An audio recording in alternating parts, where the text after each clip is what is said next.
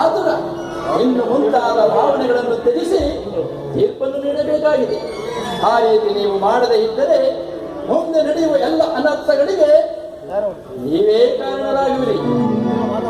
ಈಗ ನಿಮ್ಮಗಳ ಮುಂದಿಡುವ ಪ್ರಶ್ನೆಯು ಸಮಗ್ರ ಭಾರತದ ಕ್ಷತ್ರಿಯ ರಾಜರ ಅಸ್ತಿತ್ವ ನಾಸ್ತಿತ್ವಗಳನ್ನು ನಿರ್ಧರಿಸಬೇಕಾಗಿದೆ. ಪವಿತ್ರವಾದ ಈ ಭರತ ಭೂಮಿಯನ್ನು ಶಾಂತಿ ಎಂಬ ಅಮೃತಧಾರೆಯಿಂದ ಅಭಿಷೇಕ ಮಾಡುವಿರೋ ಅಥವಾ ಭಯಂಕರವಾದ ರಕ್ತಧಾರೆಯಿಂದ ಈ ಭರತ ಭೂಮಿಯನ್ನು ತೋಯಿಸುವರು? ಈ ಎರಡು ಪ್ರಶ್ನೆಗಳಲ್ಲಿ ಒಂದು ಪ್ರಶ್ನೆಯು ನಿರ್ಣಯಿಸಲ್ಪಡಬೇಕಾಗಿದೆ.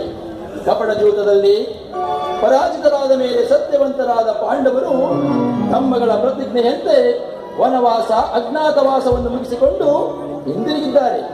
ಬಾಲ್ಯದಿಂದಲೂ ನೀವುಗಳು ಅವರ ಮೇಲಿನ ತೋರಿದ ದೀರ್ಘ ವೈರತ್ವವನ್ನು ಮರೆಯಲು ಸಿದ್ಧರಿದ್ದಾರೆ.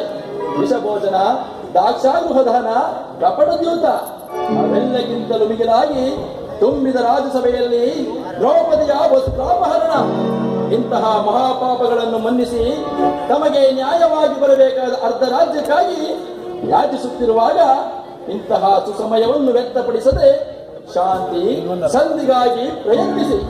ಅವರುಗಳ ಸಂದೇಶದೊಡನೆ ನನ್ನ ಸಂದೇಶವನ್ನು ತಿಳಿಸಿದ್ದೇನೆ. ಮುಂದಿನ ವಿಚಾರಗಳನ್ನು ಕರ್ತವ್ಯಗಳನ್ನು ನಿರ್ಧರಿಸಬೇಕಾದ್ದು ಪ್ರಾಜ್ಞರಾದ ತಮ್ಮೆಲ್ಲರಿಗೂ ಸೇರಿತು. ಧೃತರಾಷ್ಟ್ರಪ್ರಿಯಕರೇ, ದ್ರೋಣಾದಿ ಪ್ರಮುಖರೇ, ಸಭಾಸದರೇ, ಶ್ರೀಕೃಷ್ಣ ಪರಮಾತ್ಮರು ನಿರೂಪಿಸಿರುವ ರಾಜಕಾರ್ಯವನ್ನು ನೀವೆಲ್ಲರೂ ಕೇಳಿದಿರಲಿವೆ. ಅದರಂತೆ ನಡೆಯುವರೆಂದು ನನ್ನ ನಂಬಿಕೆ. ಕುಮಾರ ದುರ್ಯೋಧನ,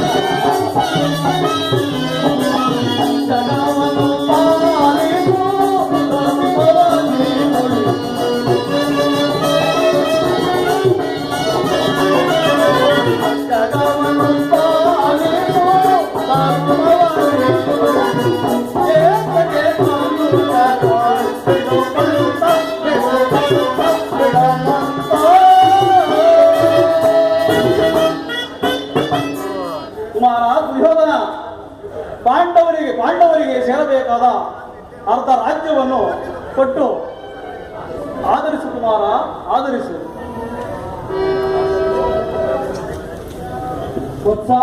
ದುರ್ಯೋಧನ, ದುರ್ಯೋಧನ